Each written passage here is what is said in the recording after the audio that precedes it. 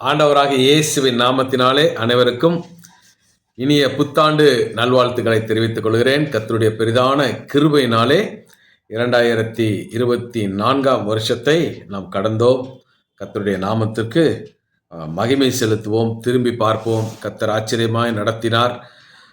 நம்மோடு இருந்த அநேகர் இன்று நம்ம மத்தியில இல்லை. கர்த்தருடைய கிருபை நம்மை தாங்கினதுக்காகவும் சூழ்ந்திருந்ததுக்காகவும் வழிநடத்தினதுக்காகவும் நம் ஆண்டவருக்கு நன்றிகளை செலுத்துவோம்.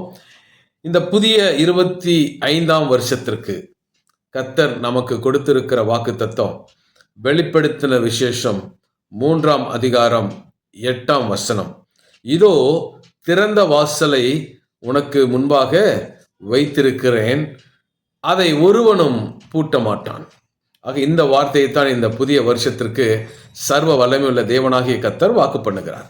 ஆக இந்த வசனத்தை நாம் விசுவாசிக்க வேண்டும். கடந்த வருஷத்தில் நிறைய விஷயங்கள் செய்ய நினைச்சோம், சிலதை செஞ்சோம், அநேக விஷயங்கள் நடக்கலை, எதிர்பார்த்த நன்மைகள் வரல, தடைகள் இருந்துச்சு, பிரச்சனைகள் இருந்துச்சு, சோர்ந்து போனோம், பலவீனப்பட்டோம், பிசாசினுடைய போராட்டங்கள் இருந்தது, எல்லாம் உண்மைதான். ஆனால் இப்போ தாண்டி வந்துட்டோம். மீண்டும் ஒரு புதிய வாய்ப்புகளை தேவன் கொடுக்கிறார். எந்தெந்த இடத்துல தடை இருந்துச்சோ அதெல்லாம் இந்த வருஷத்துல இல்லாதபடிக்கு தேவன் அதை உடைக்கிறார், அந்த புதிய வாசல்களை திறக்கிறார். ஆக இந்த வருஷம் ஒரு கிருபையின் கதவுகள் திறக்கப்பட்ட ஒரு வாசலாக தேவன் நமக்கு ஆசீர்வதித்து கொடுக்கிறார். ஆக இந்த வசனம் யாருக்காக சொல்லப்பட்டது என்று பார்க்கும் பொழுது, பிலதெல்பியா சபைக்கு ஆண்டவர் சொன்ன இந்த வார்த்தையினுடைய ஆழத்திலிருந்தே கர்த்தர் நமக்கு இந்த வாக்குத்தத்தத்தை கொடுத்திருக்கிறார். ஆக இந்த பிலதெல்பியா சபையை குறித்து சொல்லப்படுகிறது, பரிசுத்தம் உள்ளவரும் சத்தியம் உள்ளவரும் தாவீதின் திறவுகோலை உடையவரும் ஒருவரும் பூட்டக்கூடாதபடி திறக்கிறவரும் ஒருவரும் திறக்கக்கூடாதபடி பூட்டுகிறவருமாய் இருக்கிறவர் சொல்லுகிறதாவது. ஆரம்பிக்கும் பொழுது பரிசுத்தம் உள்ளவர் சத்தியம் உள்ளவர் என்று ஆரம்பிக்கிறாங்க. ஆண்டவருடைய தன்மைகள் வெளிப்படுது.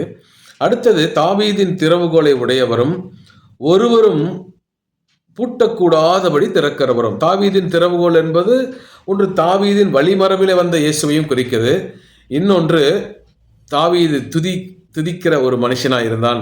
ஆக இன்றைக்கு நம்மை பார்த்து தேவன் சொல்லுகிற ஒரு காரியம், தாவீதின் திறவுகோல், வெற்றி என்னும் திறவுகோல் துதியிலிருந்து துவங்குகிறது.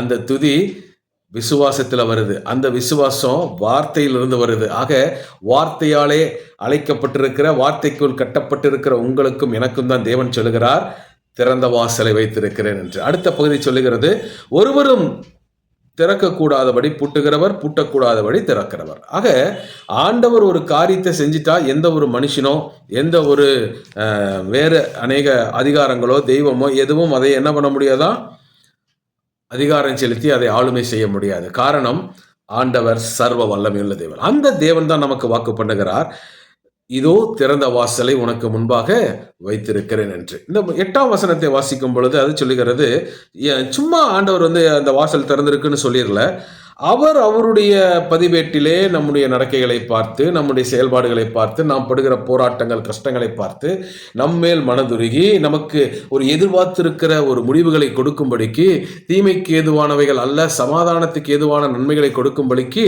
அவர் தன்னில் தானே யோசித்து நமக்கு இந்த வார்த்தையை வாக்குத்தத்தம் பண்ணுகிறார். அப்படியானால் என்ற நாம் இதுவரை எந்த இடத்துல உள்ளே சென்றால் நாம் வெற்றியை சுதந்திரிப்போம் என்று திட்டமிட்டும் அதை உட்பிரவேசிக்க முடியாமல் இருந்தோமோ அவை எல்லாம் கைகூடி வர பண்ணும்படி பாதைகளை தேவன் திறக்கிறார். மனிதன் திறக்கவில்லை, தேவனே திறக்கிறார். ஆக தேவன் திறந்த ஒரு வாசலை எந்த ஒரு மனிதனாலும் பிசாசினாலும் மூட முடியாது. எப்படி திறக்கிறாராம்? வசனம் சொல்லுது, உன் கிரியைகள், அதாவது உன் கிரியைகளை அறிந்திருக்கிற, இதுவரைக்கும் நீ நடந்து வந்த பாதைகளிலே நீ செஞ்ச காரியங்கள், நடந்த வாழ்க்கை முறை எல்லாவற்றையும் பார்த்து உன்னுடைய செயல்களை எல்லாம் நான் அறிஞ்சிருக்கேன், ஒர்க்ஸ். ரெண்டாவது, உனக்கு கொஞ்சம் பலன் தான் இருந்துச்சு, அந்த கொஞ்சம் பலத்தை வச்சு இதுவரைக்கும் நீ என்னை பின்பற்றி வந்திருக்கிற. அநேகர் எவ்வளவோ கிருபைகளை பெற்றுக்கொண்டு எவ்வளோ ஆசீர்வாதங்களை பெற்றுக்கொண்டு என்னை விட்டு விலகி போனார்கள், ஆனால் நீ இந்த கொஞ்சம் பலத்தில் என்னை பின்பற்றுகிறது எனக்கு சந்தோஷமாக இருக்கிறது என்று தேவன் நம்மை குறித்து ஒரு சாட்சி கொண்டு சந்தோஷப்படுகிறார். மூன்றாவது அந்த பகுதி சொல்லுகிறது, என் நாமத்தை நீ மறுதளிக்கவில்லை. அதாவது எத்தனையோ கஷ்டங்கள் பாடுகள் போராட்டங்கள் எல்லாம் இருந்தாலும் அதை தாண்டி வரும் பொழுது நீ சகித்து கொண்டு என்னை பின்பற்றி வந்தாயே தவிர நீ முறுமுறுத்து பின்னாலே போகவில்லை. இது எனக்கு மிகுந்த சந்தோஷமாக இருக்கிறது. அடுத்தது, என் வார்த்தையை நீ கை கொண்டு நடந்தபடியால். ஆக தேவனுடைய வசனத்தை, தேவன் நமக்கு கொடுத்த ஒரு கட்டளையை, தேவன் நமக்கு அனுப்பின ஒரு செய்தியை, அதை சரியாக கரங்களில் பிடித்து ஏந்தி கொண்டு நாம் இந்த உலகத்தில் இதுவரைக்கும் நாம் செய்த, வாழ்ந்த, மற்றவர்களுக்கு இயேசுவை பற்றி சொன்ன ஒவ்வொரு காரியங்களையும் தேவன் அறிந்து ஆராய்ந்து நமக்கு இந்த வாக்கு தத்தத்தை கொடுக்கிறார். ஆக தேவன் சகலத்தையும் நன்மைக்கு எதுவாய் செய்து முடிக்கிறவர். அவர் ஏன் இந்த வாக்கு தத்தத்தை கொடுக்கிறார் என்று நாம் இன்னும் கொஞ்சம் படித்து பார்க்கும் பொழுது அதில் ஒரு பகுதி சொல்லுகிறது, அவர் திறக்கிறவர், பூட்டுகிறவர். எப்படி இவருக்கு இந்த அதிகாரம் வந்துதான்? வெளிப்படுத்தல் 1 அதிகாரம் 18 வாசிக்கும் பொழுது, நான் மரித்தேன், ஆனாலும் இதோ சதா காலங்களிலும் உயிரோடு இருக்கிறேன். ஆமேன். நான் மரணத்திற்கும் பாதாளத்திற்கும் உடைய திறவுகோலை உடையவராக இருக்கிறேன். ஆக திறவுகோள்களை வைத்திருக்கிற தேவன் நம்முடைய தேவன். அவர் மரணத்தின் மேலும் பாதாளத்தின் மேலும் அதிகாரத்தை பெற்று மரணத்தினாலே பெற்றுக்கொண்டார். உயிர்த்தெழுதலிலே அவர் ஒவ்வொரு நாளும் கூட இருந்து அந்த வல்லமையை விளங்க பண்ணி கொண்டிருக்கிறார். அந்த தேவன் தான் சொல்லுகிறார், சாவிகளை கையில் வைத்திருக்கிற தேவன் சொல்லுகிறார், நான் உங்கள் கதவுகளை திறந்து விட்டேன், இனி மனிதனோ பிசாசோ பூட்ட முடியாது என்று சொல்லி நமக்கு வார்த்தை கொடுத்து உற்சாகப்படுத்துகிறார். ஆக இந்த வார்த்தையை நம்பி இந்த வருஷத்துக்குள்ள போவோம். கர்த்தர் நமக்கு போதுமானவராக இருப்பார். முதலாவது 4 வாசலை பற்றி நான் பேச விரும்புகிறேன். 1, திறந்த வாசல். அதாவது என்னடா திறந்த வாசல், அதான் ஆண்டவரே சொல்லிட்டாரு அப்படின்னு நீங்கள் நினைக்கலாம். கர்த்தர் ஒரு பாதையை திறந்து வைத்து விட்டார். கர்த்தர் நமக்குரிய வழிகளை திறந்து வைத்து விட்டார். அது உங்கள் தனிப்பட்ட வாழ்க்கைக்குரியதாக இருக்கலாம், உங்களுடைய குடும்பத்துக்குரியதாக இருக்கலாம், உங்களுடைய ஊழியத்துக்குரியதாக இருக்கலாம், உங்களுடைய தொழிலுக்குரியதாக இருக்கலாம், உங்களுடைய வியாபாரத்துக்குரியதாக இருக்கலாம். ஆனால் நெடுநாள் காத்திருந்தோம், நம்மளால் முடியல, சோர்ந்து போனோம். ஆனால் தேவன் நாம் இப்போது என்ன செஞ்சிட்டார்? அவரே திறந்து கொடுத்துட்டார். ஆனால் அதை யாரும் பூட்ட முடியாது என்பதற்கு 2 காரியங்களை உங்கள் மத்தியில் வைக்கிறேன். தேவன் திறந்த வாசலை வைத்திருக்கும் பொழுது யாரும் அதை எதிர்த்து நிற்கவோ பூட்டவோ அதிகாரம் கிடையாது. யோசுவா 6 அதிகாரம் 1 சொல்லுகிறது, எரிகோ இஸ்ரவேல் புத்திரருக்கு முன்பாக அடைக்கப்பட்டிருந்தது, ஒருவரும் வெளியே போகவும் இல்லை, ஒருவரும் உள்ளே வரவும் இல்லை. எரிகோ என்பது இஸ்ரேலுடைய விடுதலை பயணத்தில் ஒரு பெரிய ஒரு தடையாக இருந்தது. அந்த எரிகோ பட்டணம் கிட்டத்தட்ட 7 ஏக்கர் அளவுள்ள ஒரு பட்டணமாக இருந்தது. அதில் கானானியர்கள் வாழ்ந்து கொண்டிருந்தார்கள். அவர்கள் இந்த பட்டணத்தின் மதில்களை குறித்தும் தங்கள் பட்டணம் அரணாக கட்டப்பட்டிருக்கிறது என்பதை குறித்தும் ஒரு பெரிய பெருமை உள்ளவர்களாய் இருந்தார்கள். இந்த பாதுகாப்பை தாண்டி ஒருவரும் எங்களை தாக்க முடியாது, இந்த பட்டணத்தின் மதில்களை தாண்டி எந்த ஒரு சேனையும் எங்களை தாக்க முடியாது, நாங்கள் மிகவும் பாதுகாப்பாக இருக்கிறோம் என்று அவர்களுக்கு அந்த பட்டணத்தை குறித்த ஒரு பெருமை இருந்தது. ஆக தன்னுடைய பலனை நம்பினார்கள், தங்களுடைய அந்த மதில்களை நம்பினார்கள். நாங்கள் பாதுகாப்பாக இருக்கிறோம், எங்களுக்கு மிஞ்சின வல்லமை எதுவும் இல்லை என்கிறதை அவர்கள் நம்பிக்கையாக வைத்திருந்தார்கள். ஆனால் அது இஸ்ரேலுடைய வழி பிரயாணங்களுக்கு அது தடையாக இருந்தது. ஆனால் நடந்தது என்னன்னு பார்த்தீங்கன்னா, இந்த சம்பவத்தை நம்ம நிறைய நேரம் நம்ம கேட்டிருக்கிறனால நான் தாண்டி போகிறேன். ஆக தேவன் சொல்லுகிறார், ஒவ்வொரு நாளும் எல்லா வீரர்களும் போய் ஒரு முறை சுத்திட்டு வரணும் 6 நாட்களுக்கு.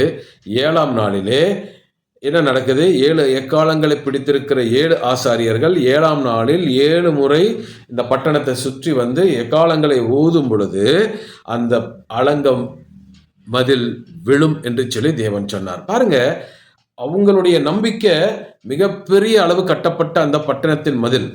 ஆனால் தேவன் அதை கைகூட வைக்கல, அந்த எக்காலங்களை ஊத வச்சு அந்த அதிர்விலையை இடித்து போட்டு தன்னுடைய பிள்ளைகளுக்கு ஒரு பாதையை திறந்து கொடுக்கிறார் என்று சொல்லி யோசுவா 6ஆம் அதிகாரத்தில் வாசிக்கிறோம். என அன்பான கர்த்தருடைய பிள்ளைகளே, இன்னைக்கு உங்களுடைய வாழ்க்கையில கர்த்தர் இந்த கதவை திறந்திருக்கிறார். ஒரு பொருளாதாரத்தின் கதவாய் இருக்கலாம், ஒரு தொழில் துவங்கக்கூடிய கதவாய் இருக்கலாம், அல்லது ஊழியத்தினுடைய வாசலாய் இருக்கலாம். எதுவாக இருந்தாலும் கர்த்தர் உங்களுக்கென்று திறந்திருக்கும் பொழுது எந்த ஒரு மனிதர்களும் அதை தடுக்க முடியாது. அவர் சுவர் எழுப்பி தடுக்க முடியாது, சேனைகளை எதிர்த்து தடுக்கவும் முடியாது. கர்த்தர் திறந்ததுதான். இன்னொரு சம்பவத்தை வாசிப்போம். அப்போஸ்தலர் 16ஆம் அதிகாரத்திலே 21 24 வரைக்கும் வாசிக்கும் பொழுது, அப்போஸ்தலனாகிய பவுலையும் சீலாவையும் சிறைச்சாலையிலே அவர்கள் இயேசுவை பற்றி சொன்னதற்காக அவர்கள் பிடித்து உள்ளே வைத்தது நமக்கு தெரியும்.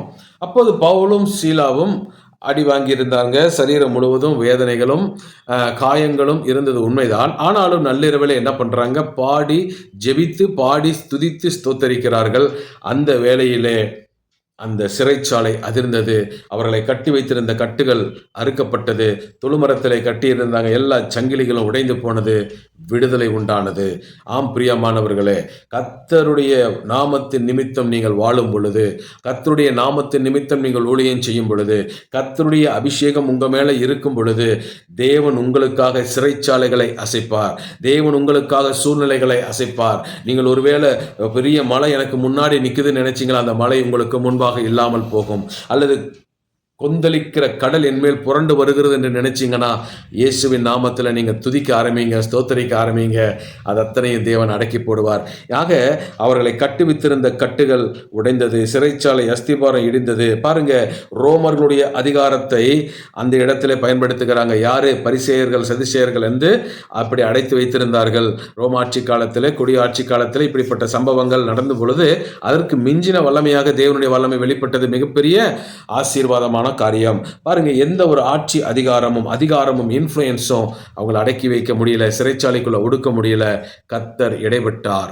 ஆகவே இந்த புதிய வருஷத்தில் கர்த்தர் உங்களுக்கும் எனக்கும் சொல்லுகிற வார்த்தை, எந்த ஒரு மனிதனோ அவனுடைய அதிகாரமோ அரசாங்கமோ அல்லது ஆளுமை நிறைந்தவர்களுடைய இன்ஃப்ளூயன்ஸோ எதுவாக இருந்தாலும் சரி, அவர்கள் பலத்துக்கு மிஞ்சின பலனாய் நான் உங்கள் மேலாக வைத்து உங்களுக்கு பாதைகளை உண்டு பண்ணினபடியினாலே அதற்குள் பிரவேசிக்க கிருபை தருவேன்.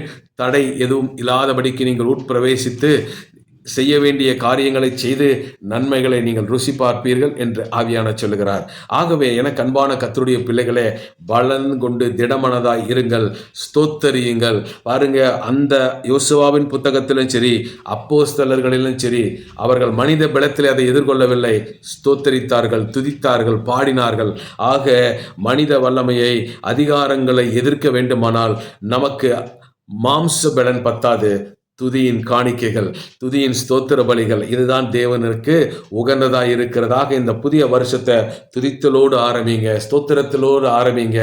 உங்கள் முன் இருக்கிற எல்லா மதில்களும் இடிந்து போகும், கட்டுகள் அருந்து போகும். எந்த இடத்திலும் தடை இல்லாதபடிக்கு திறந்த வாசலுக்குள், கிருபையின் வாசலுக்குள் நீங்கள் பிரவேசிப்பீர்கள். இரண்டாவதாக, பாதாளத்தின் வாசல். மத்தேயு 16 அதிகாரம் 18 வசனம் சொல்லுகிறது, இந்த கல்லின் மேல் என் சபையை கட்டுவேன், பாதாளத்தின் வாசல்கள் அதை மேற்கொள்ளுவது இல்லை.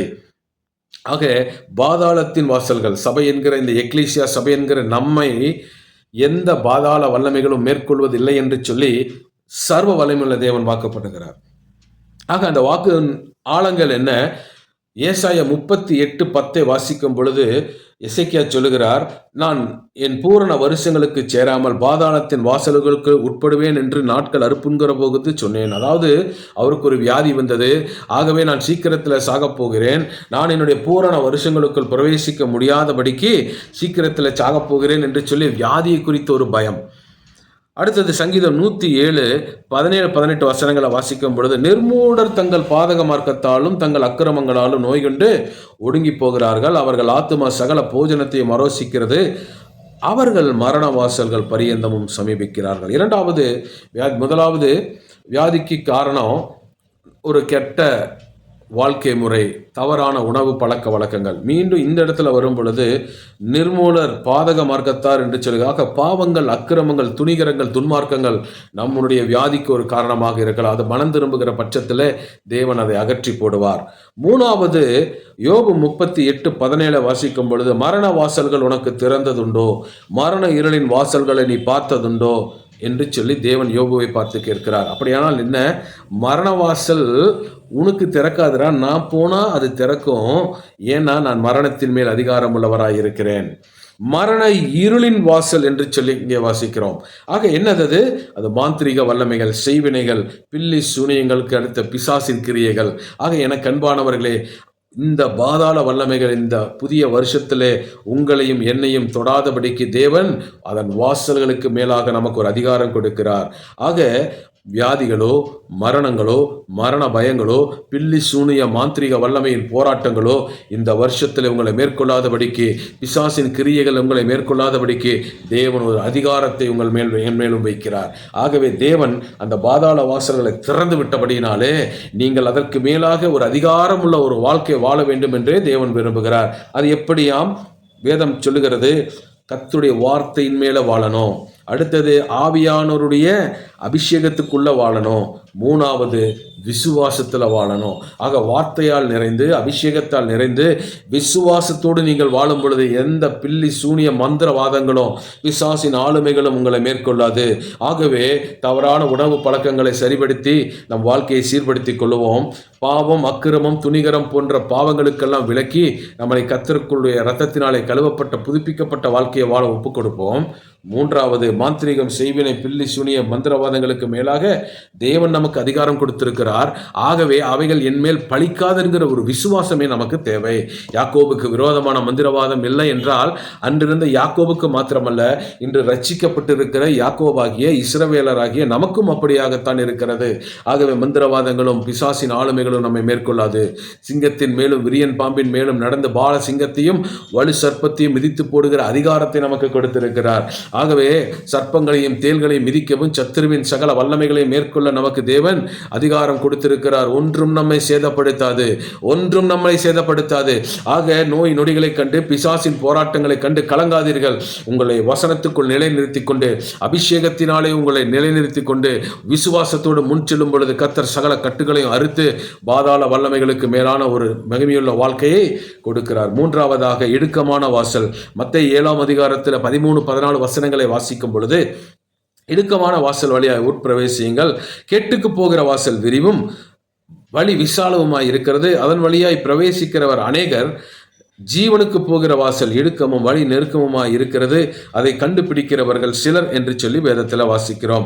ஆண்டவராகிய இயேசு கிறிஸ்துவினுடைய காலத்தில் அவர் இந்த வசனங்களை சொல்லி மக்களுக்கு போதித்திருந்தாலும் இன்னைக்கு நம்மளுடைய வாழ்க்கையில் அது பொருந்தக்கூடியதாகவே இருக்கிறது. இங்கே 2 வழிகளை பார்க்கிறோம். ஒன்று கேட்டுக்கு போகிற வழி, மற்றொன்று ஜீவனுக்கு போகிற வழி. ஒன்று இடுக்கத்தின் வழி, ஒன்று விசாலமான வழி. இந்த வழிகள் இரண்டும் நம்முள் இருந்தாலும் அதற்குள்ளாக உட்பிரவேசிக்கிறது நாம் தான். அதை பொறுத்து தான் நம்முடைய வாழ்வினுடைய ஆசீர்வாதங்கள் மாறுகிறது.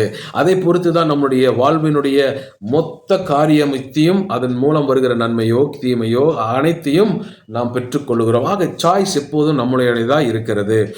பாருங்க, ஆதியாகமம் 3ஆம் அதிகாரத்தில் தோட்டத்தில் நடந்த விஷயம் பலமுறை நம்ம தியானித்தாலும் அதில் ஒவ்வொரு நாளும் நம்ம கற்றுக்கொள்ளக்கூடிய விஷயம் இருந்து கொண்டுதான் இருக்கிறது.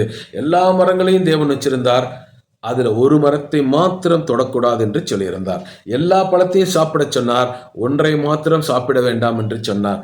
எல்லாவற்றையும் சாப்பிடுங்கள் என்று சொன்ன ஆண்டவர் மறைவாக ஒரு காரியத்தையும் சொன்னார், இதை தொடாதே, இது தேவனுடைய வார்த்தைக்கு கீழ்ப்படுகிறதனுடைய அர்த்தமாய் இருக்கிறது, இதை நீ சாப்பிடும் பொழுது சாகவே சாவா என்று தேவன் சொன்னார். ஆனால் பிசாசோ, நீ சாவதில்லை, தேவனை போல் இருப்பாய் என்று சொன்னான். ஆனால் மனிதன் தேவனுடைய வார்த்தையை விட்டு பிசாசின் வார்த்தையை பிடித்து கொண்டான். ஆகவே வீழ்ச்சி அடைந்தான். ஆக 2 வழிகள் எப்போது நமக்குள்ள உண்டு. நாவிலே அதிகாரம் உண்டு, மரணமும் ஜீவனும் உண்டு. ஆக எல்லாமே நமக்கு முன்னாடி இருக்கு. நாம் தெரிந்து கொள்வதை பொறுத்தே நம்முடைய வாழ்க்கை மாறுகிறது என்பதை நாம் புரிந்து கொள்ள வேண்டும். நாங்கள் ஸ்கூல் காலேஜ்லாம் படிக்கிறப்ப சினிமாவுக்கு போவோம். அந்த இப்போல்லாம் எவ்வளோ வேணுமோ தெரியல எனக்கு. ஆனால் அப்போல்லாம் பார்த்தீங்கன்னா ஒரு 3 வகையாக டிக்கெட் கொடுப்பாங்க. ஒன்று 10 ரூபா. அந்த 10 ரூபா எதுக்குன்னா மினிமம் 5 ரூபா 10 ரூபா இருக்கும். அது எதுக்குன்னா ஏழைகளும் வந்து பார்க்கணும் அப்படிங்கிறதுக்காக. அது பார்த்தீங்கன்னா ஸ்க்ரீனுக்கு கீழேயே அந்த பெஞ்ச் போட்டிருப்பாங்க. அதுக்கு கீழே 25 ரூபா. இது பெஞ்ச் மாதிரி இருக்கும். அது பார்த்தீங்கன்னா கொஞ்சம் ஒரு கப் சீட்டு மாதிரி இருக்கும். ஆனால் உட்டன் சீட்டாக இருக்கும். கொஞ்சம் உட்காந்து பார்க்கலாம், தனித்தனியாக உட்காந்த மாதிரி நல்லாயிருக்கும். ஆனால் ஒரு சொகுசாக இருக்காது. அதுக்கு பிறகு 40 ரூபா 50 ரூபாய்க்கு பால்கனி இருக்கும். அது பார்த்தீங்கன்னா நல்லா குஷன் சீட்லாம் போட்டு ரொம்ப நல்லாயிருக்கும். படம் பார்க்குறக்கே இதாக இருக்கும். ஆக என்ன சொல்ல வருகிறேன், அந்த கவுண்டரில் நீங்கள் எந்த கவுண்டரில் டிக்கெட் எடுத்துகிட்டு வரீங்களோ அந்த கவுண்டரில் தான் நீங்கள் உட்கார முடியும். அந்த 3 மணி நேரத்துக்கு அதுதான் உங்களுக்கு சீட். அதில் ஒரு மூட்டை பூச்சி கடிக்குதோ, இல்லை கொசு கடிக்குதோ, இல்லை சேர் உடைஞ்சிருக்குதோ, அல்லது இப்போ நெருக்கிட்டு உட்காடுறாங்க, என்ன அசௌகரியம் இருந்தாலும் அதை தாண்டித்தான் அந்த 3 மணி நேரம் நம்ம படம் பார்த்தே ஆக வேண்டும். அது போலத்தான் நாம் தெரிந்து கொள்ளுகிற வழி. இன்றைக்கி இந்த மாடர்ன் தியேட்டர்ஸு, மாடர்ன் இதெல்லாம் வந்துருச்சு. ஆன்லைனில் புக் பண்ணி சீட்டவே அழகாக புக் பண்ணி எல்லாம் போகிறாங்க. அதே மாதிரி பஸ்ஸில் டிக்கெட் போடுறப்பையும் அப்படித்தான். பஸ்ஸில் போடுறோம், பர்த் சீட்டு வேணுமா, சிட்டிங் சீட்டு வேணுமா, எல்லாம் நம்ம செலக்ட் பண்ணிட்டு போகிறோம். போனோன்னே ஏறி உக்காந்து நம்ம அந்த மெயிலை காமிச்சிட்டு நம்ம என்ன பண்ணுறோம், மெசேஜை காமிச்சிட்டு நம்ம சீட்டில் போய் உக்காடுறோம். ஆக முன்பாகவே தெரிந்து கொள்ளுகிறோம். வீட்டிலேருந்து கிளம்புறப்பயே தெரிந்து கொள்ளுகிறோம். அதே போல தெரிந்து கொள்ளுதல் என்பது நம்முடைய மனதை குறிக்கிறது. தெரிந்து கொள்ளுதல் என்பது நம்முடைய சுயாதீனத்தை குறிக்கிறது.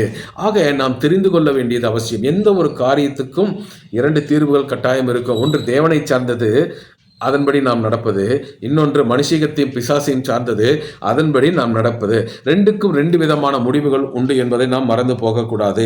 ஆக பாதை என்பது நம்முடைய முடிவு, வழி என்பது நம்முடைய வாழ்க்கை. ஆகவே நம்முடைய வாழ்க்கையில எந்த வாசலுக்குள் நாம் நுழைய போகிறோம் என்கிறதை நாம் தீர்மானிக்கிறதிலே ஜாக்கிரதையாக இருக்க வேண்டும். இன்றைக்கு உலகம் எப்படியும் வாழலாம் என்கிற விருப்பத்தை, சுதந்திரத்தை, உற்சாகத்தை நமக்கு கொடுக்கிறது. ஆகவே நம்முடைய எல்லா காரியங்களையும் சமுதாயம் அங்கீகரிக்கும். நம்முடைய விருப்பங்களும் நம்முடைய உரிமைகளுக்கும் தடை இல்லை. ஆக சட்டம் அதை அங்கீகரிக்கும். எங்கேயும் எப்போதும் எப்படியும் நாம் வாழலாம். ஏன் இப்படி வாழுகிறாய், ஏன் இதை செய்கிறாய் என்று யாருக்கும் தட்டி கேட்கிற உரிமையோ அல்லது தடுக்கவோ அதிகாரமோ இல்லை என்கிற தனி மனித சுதந்திரம் நிறைந்த ஒரு நாட்களில் நாம் வாழ்ந்து கொண்டிருக்கிறோம். நாம் என்ன பாவம் செய்தாலும் பரிகாரம் செய்து கடவுளை குளிர்வித்து விடலாம், அல்லது தர்மம் செய்து நம்ம இருந்தோம்னா நம்ம தர்மம் தலை காக்கும் என்று எல்லா விதமான ஒரு பிலாசபி தத்துவங்கள் நமக்கு சொல்லிக் கொடுக்கப்பட்டிருக்கிறது.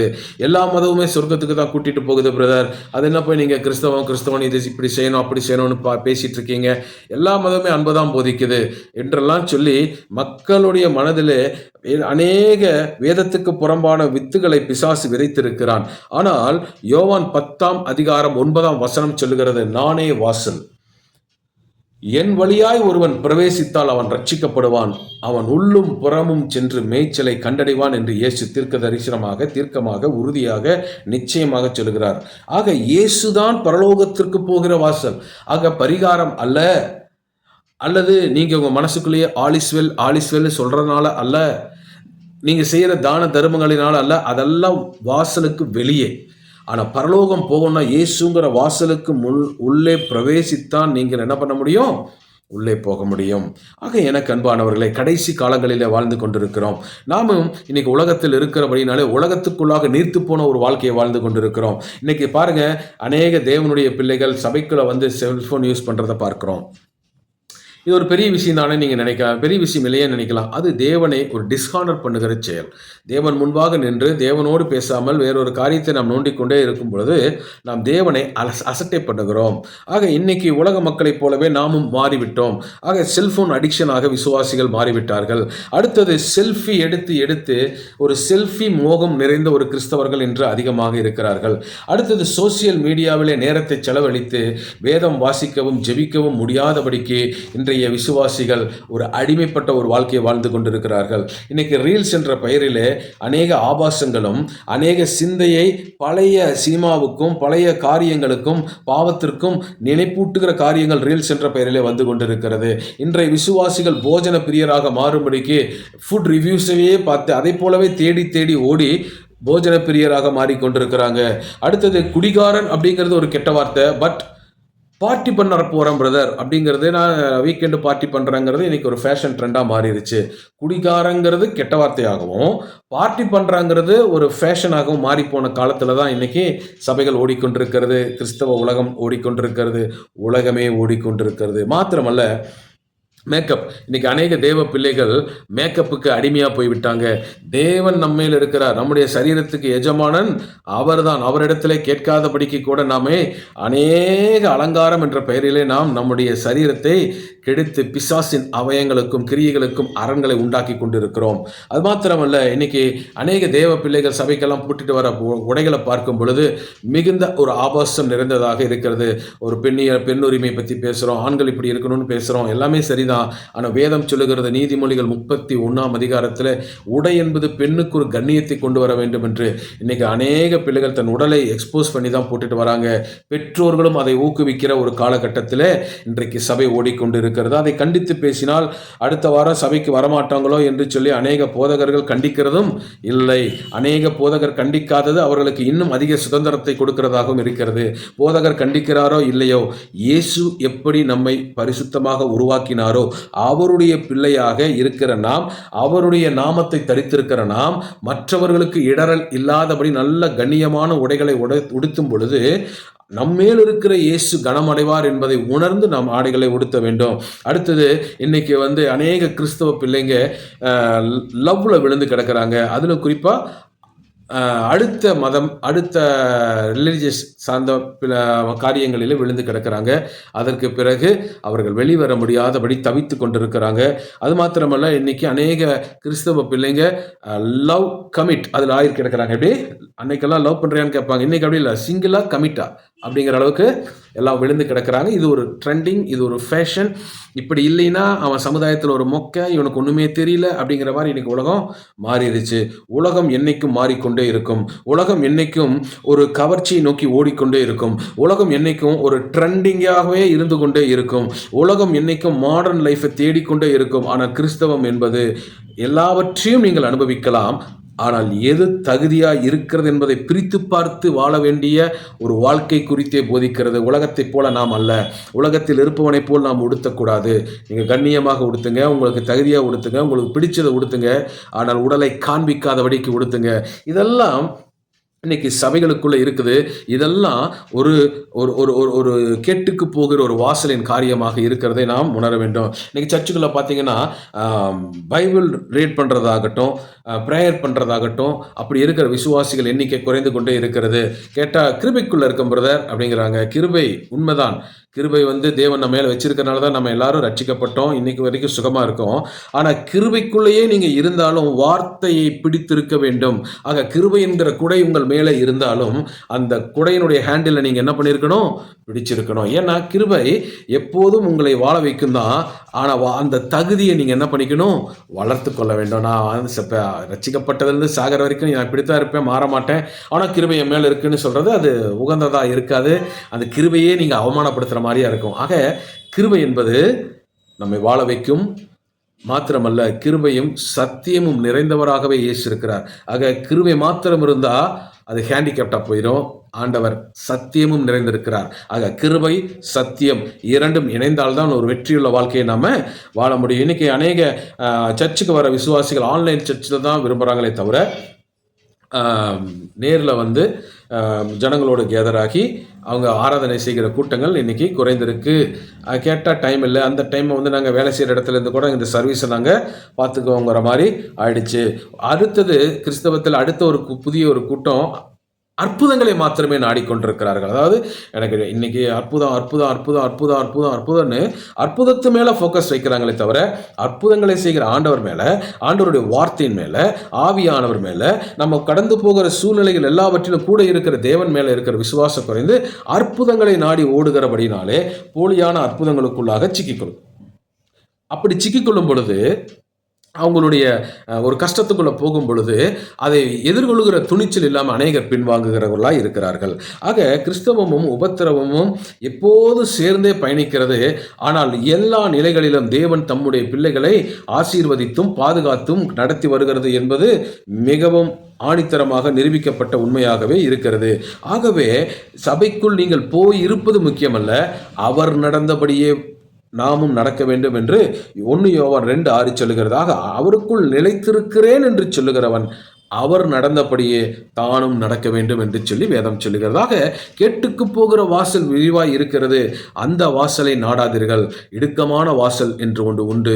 அது வேத வசனத்தின் மேல் வாழ்வது, அது சிலுவையை தூக்கி கொண்டு வாழ்வது, அது ஆவியானவருடைய சத்தம் கேட்டு வாழ்வது, உலகத்தோடு ஒத்து போகாதபடி வாழ்வது, உலகத்துக்குள் நீர்த்து போய் வாழ்வது.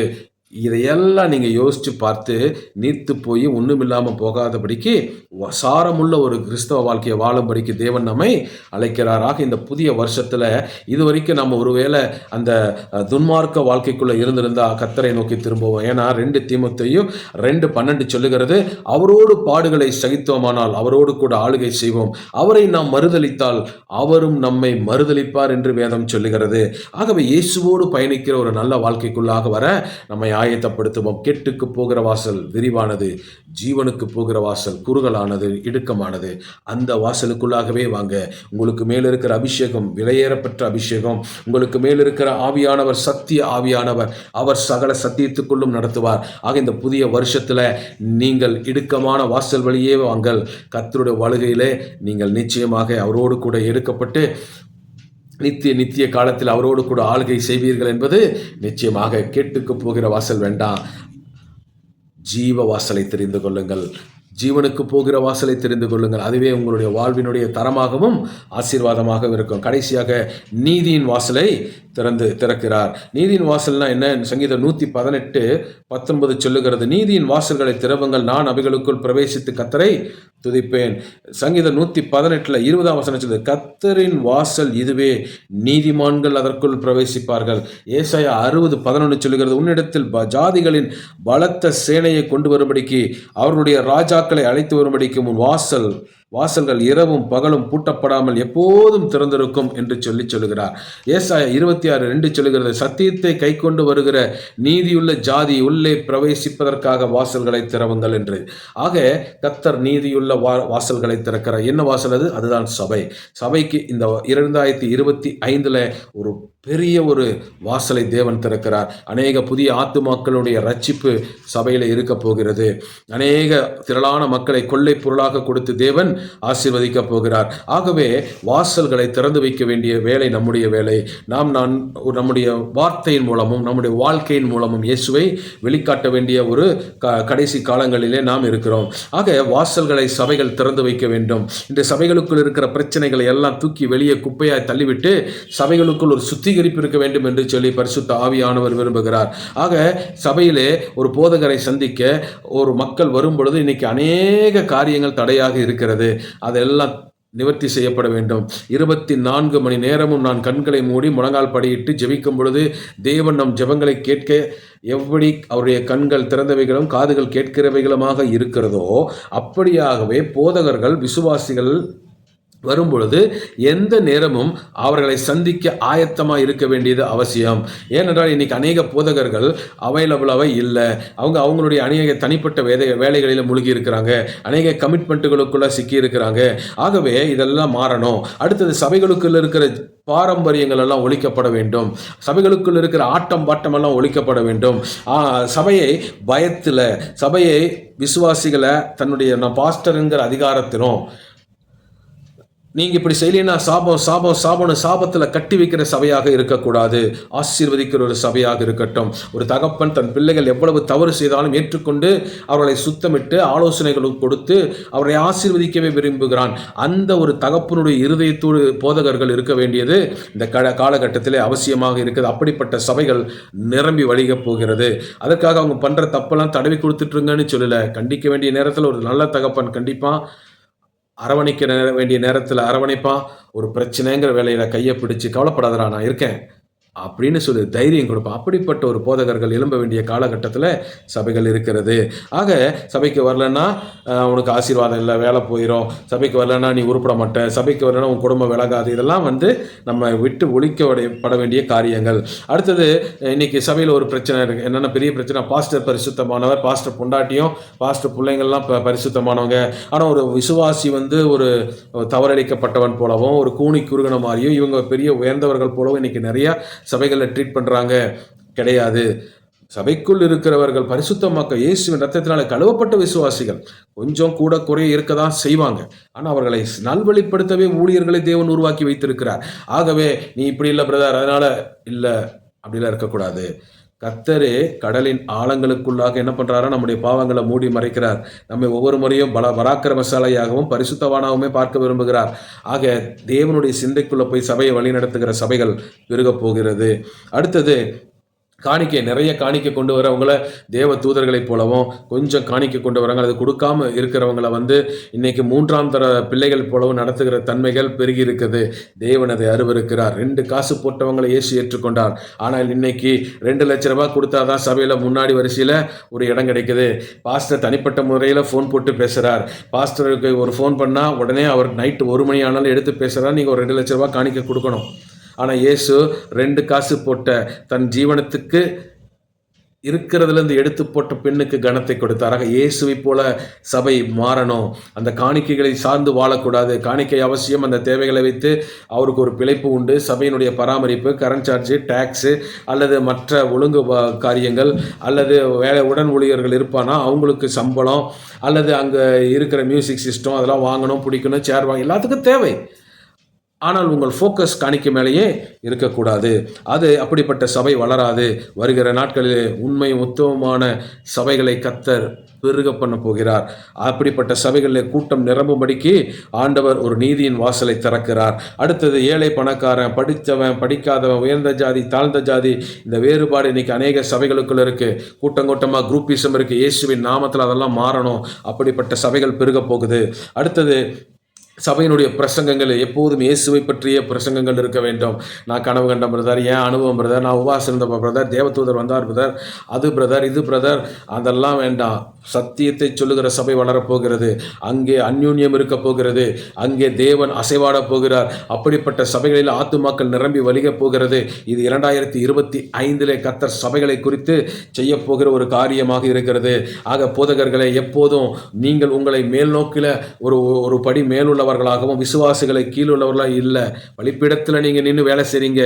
யாருக்காக செய்றீங்க? தேசுவின் நாமத்தில் மக்களுக்கு தான் செய்றீங்க. மக்களுக்குள்ள இருக்கிற கழிவுகளை எல்லாம் சுத்திகரித்து தேவ சமூகத்தில் மன்றாடுறீங்க. உண்மைதான்.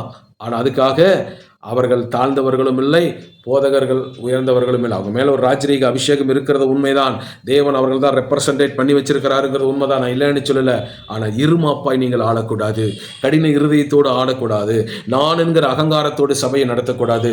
அதை தேவன் அருவருக்கிறார். இன்னைக்கு அநேக சபைகளில் எந்நேரம் பார்த்தாலும் ஆட்டுக்கு பாலை கறந்துக்கிட்டே இருக்காங்களே தவிர ஆட்டுக்கு ஒரு தீனி போடுறதில்ல, ஒரு புல்லுள்ள இடத்துல போய் மேய்க்கிறது கிடையாது, தண்ணி காட்டுறது கிடையாது. ஆனால் ஆட்டை போட்டு எல்லா நேரமும் பாலை கறந்துக்கிட்டே இருந்தால் பால் வராது, ரத்தம் தான் வரும். ஆக வரவு செலவு போட்டு ஒரு விசுவாசி வந்தாலும் அந்த விசுவாசியுடைய வருமானம் எவ்வளோ, அந்த விசுவாசியினுடைய வேலை என்ன, அதுக்கு வருமானம் எவ்வளோ, அவங்க எவ்வளோ காணிக்கை கொடுக்குறாங்க, எவ்வளோ என்ன ஏதுன்னு கணக்கு போட்டு வசூல் பண்ணுற கடங்கார மாதிரி இன்றைக்கி நிறைய போதகர்கள் இருக்காங்க. அப்படிப்பட்ட ஒரு போதகர்களுடைய சபை பிரிவினைக்குள்ளாக அல்லது பின்மாற்றத்துக்குள்ளாக போகும். ஆனால் அவருடைய ஆவிக்குரிய வாழ்க்கை தரத்தை உணர்ந்து கிறிஸ்துவ சுபாவங்களில் அவர்களை வளர்க்கிற சபை அது மேம்படும். ஏன்னா அவங்க கிறிஸ்துவுக்குள் வளர வளர தேவன் கிருபையை ஊற்றுவார், அவர்களை ஆசீர்வதிப்பார். நீங்கள் போய் கேட்க வேண்டாம், அவங்களே கொண்டு வந்து கொடுப்பாங்க. ஆக இப்படிப்பட்ட ஒரு எழுப்புதல் சபைகளை தேவன் உருவாக்கி கொண்டிருக்கிறார். ஆகவே நீதியின் வாசல்கள் இந்த வருஷத்தில் திறக்கப்படும். உங்களுடைய தொழில் காரியத்தில் ஒரு விருத்தி இருக்கும். ஏன்னா கர்த்தர் திறந்த வாசலை வச்சுட்டார். இது வரைக்கும் இருந்த தடையெல்லாம் உடைஞ்சு புதிய நன்மைகளுக்குள்ள ஆசீர்வாதங்களுக்குள்ள இந்த வருஷத்துக்குள்ள நீங்கள் போக போகிறீங்க. ஆகவே எனக்கு அன்பான கர்த்தருடைய பிள்ளைகளை, இதை கேட்கிற உங்களுக்கு கர்த்தருடைய நாமத்தில் நான் சொல்லுகிறேன், எழுப்புதல் வர ஆயத்தமான கடைசி காலங்களிலே கிறிஸ்துவின் வருகைக்கு முன்பாக நாம் வாழ்ந்து கொண்டிருக்கிறோம். அநேகர் கதறி ஜெபிச்சிட்டாங்க. நம்முடைய வாழ்க்கையை மாறாமல் எழுப்புதல் வராது. நாமே அந்த தீவெட்டியை பிடித்து கொண்டு சுடரொளி பட்டயமாக ஓடுகிற தேவனுடைய சந்ததியாக இருக்கிறோம்.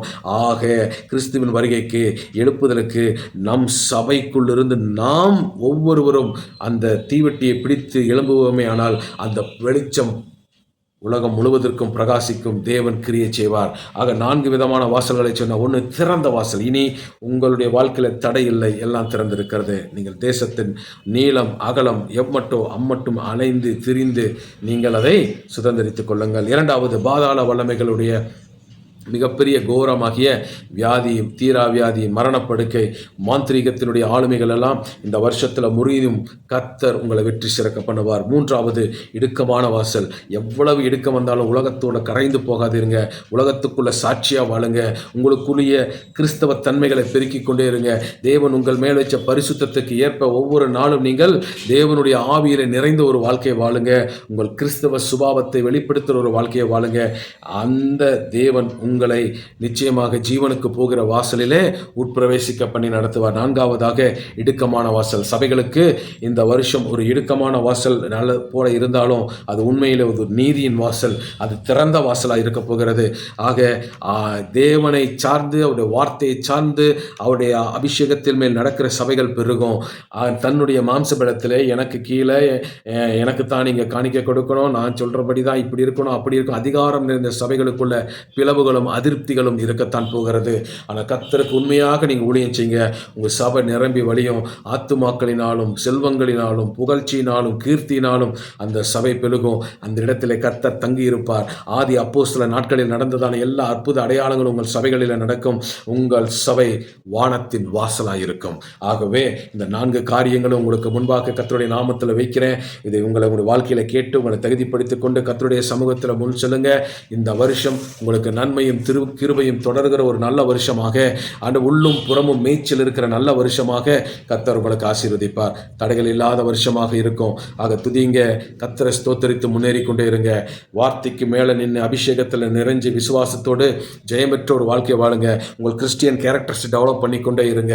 ஆக சபையோடு இணைந்து செயல்படுகிற ஒவ்வொரு ஊழியத்திலும் நீங்கள் உங்களுடைய பங்களிப்பு இருக்கட்டும். சபை போதவர்கள் கிறிஸ்துவை வெளிப்படுத்துகிறவர்களாக இருக்கும் பொழுது சபை திட சாட்சியாக இந்த வருஷத்தில் வெளிப்படும். உங்களுடைய தொழில், உங்களுடைய குடும்பம் எல்லாவற்றிலும் வாசல் திறக்கப்பட்டிருக்கிறபடினாலே உங்கள் எல்லா நிலைகளிலும் நீங்கள் சந்தோஷமாய் வாழ தேவன் கிருபை செய்வார். ஜெபிப்போம். பரலோக தகப்பனே, இயேசுவின் நாமத்தில் ஆண்டவர், இந்த 2025 நாங்கள் துவங்குறோம். உங்களுடைய கிருபைப்பா, உங்களுடைய தயவுப்பா, உங்களுடைய இரக்கம்பா, இந்த வருஷம் இதை கேட்கிற ஒவ்வொருவருடைய பிள்ளைகளுக்கும் நன்மை நிறைந்த வருஷமாய், ஆசீர்வாதம் நிறைந்த வருஷமாய், திறந்த வாசலை உண்டாக்கி கர்த்தர் கொடுத்து ஆசீர்வதித்து நடத்துங்க. இந்த இடம் வானத்தின் வாசலாக இருக்கட்டும். தேவ தூதர்கள் ஏறுகிறதும் இறங்குகிறதுமாய் இருப்பார்களாக. அவருடைய தனிப்பட்ட வாழ்க்கையிலே, அவருடைய குடும்பத்திலே, அவருடைய தொழிலிலே, அவருடைய வியாபாரத்திலே, அவருடைய ஊழியங்களிலே கர்த்தருடைய அசைவு இருக்கிற ஒரு வருஷமாக இருக்கட்டும். மெய்யாகவே கர்த்தர் இந்த ஸ்தலத்தில் இருக்கிறார் என்று யாக்கோபு சொன்னது போல கர்த்தர் அவர்கள் வாழ்விலே இருந்து ஆண்டவரை நன்மைகளை காணச் செய்து மென்மேலும் உயர்த்தி, ஆண்டவரை தீங்குகளுக்கும் துக்கங்களுக்கும் விளக்கி, ஆண்டவரை சத்துருடைய தலைகளை நசுக்கி வெற்றியோடு இந்த வருஷத்தை அனுபவித்து ஆண்டு மகிமையில முடிக்கத்தக்கதாக தேவன் உமது பிள்ளைகளுக்கு கிருபை கொடுப்பீராக. அவர்கள் எதிர்பார்த்திருக்கிற எல்லா எதிர்பார்ப்புகளுக்கும் முடிவுகள் வரட்டும். இந்த வருஷம் அதிசயங்களை காணட்டும். இந்த வருஷம் அற்புதங்களை காணட்டும். இந்த வருஷத்தில் படிக்கிற பிள்ளைகளுக்கு வெற்றி உண்டாகட்டும். இந்த வருஷத்தில் திருமண காரியங்கள் கைகூடி வரட்டும். இந்த வருஷத்தில் பிள்ளை பேறுகள் கிடைக்கட்டும். இந்த வருஷத்தில் உண்மை தேடுகிற பிள்ளைகளுக்கு ஆண்டவரை தொழிலில் வெற்றி சிறக்க பண்ணுவீராக. ஆண்டவர் வேலை செய்யும் ஸ்தலங்களை யோசிப்பை போல உயர்த்துவீராக. ஆண்டவர் மரண பருக்கைகள் மாறி வியாதி நீங்கி எழும்புவார்களாக. சபைகள் ஸ்திரப்பட்டு சத்தியத்தில் ஸ்திரப்பட்டு நிரம்பி வழிவதாக. கர்த்தாவே, நீர் தாமே திறந்த வாசலை உண்டாக்கி கொடுத்தபடினாலே ஆண்டவரே, அதை ஒருவனும் திறக்கவும் முடியாது, ஒருவனும் பூட்டவும் முடியாது. ஆம் ஆண்டவரே, நீரே அதன் அதிகாரத்தை உமது பிள்ளைகளுக்கு மேலாகவும் ஆண்டவரே அவருடைய வாழ்வுக்கு மேலாகவும் நீர் அந்த அதிகாரத்தை வைக்கிறீரே. அவருக்காய் ஸ்தோத்திரம். திறந்த வாசலை வைத்திருக்கிறேன் என்று சொன்னவர் வெற்றி சிறக்க பண்ண எப்போதும் உமது பிள்ளைகளோடு விலகாதவராய், கைவிடாதவராய் இருக்கிறதுக்காக நன்றி. உங்களுடைய சத்தம் கேட்டு நடக்க கிருபைதாரும் அது பிள்ளைகள் ஒவ்வொருவரையும் ஆசீர்வதிங்க. நன்மையால் நிறையட்டும், நன்மையால் நிறையட்டும். அவர்கள் பாதை எங்கும் நெய்யாய் பொழியட்டும். அப்படி செய்கிற அன்புக்காக நன்றி. எல்லா நன்மையான ஈவுகளையும் பூரணமான வரங்களையும் கொடுக்கிற சர்வ வல்லமையுள்ள தேவன் அவர்களோடு கூட இருந்து ஆசீர்வதித்து கனப்படுத்துங்க. இயேசுவின் மூலம் ஜெபிக்கிறோம் எங்கள் ஜீவனுள்ள நல்ல பிதாவே, ஆமேன். God bless you. கர்த்தர் உங்களுக்கு திறந்த வாசலை வைத்திருக்கிறார். பிரவேசிங்க, வெற்றியை காண்பீங்க. இந்த வருஷத்தை பார்க்கிலும் அடுத்த வருஷம் மேன்மையான ஒரு வாழ்க்கையை கர்த்தர் வைத்திருக்கிறார். அவரை நம்புங்க, வெற்றி சிறக்க பண்ணுவார். God bless you.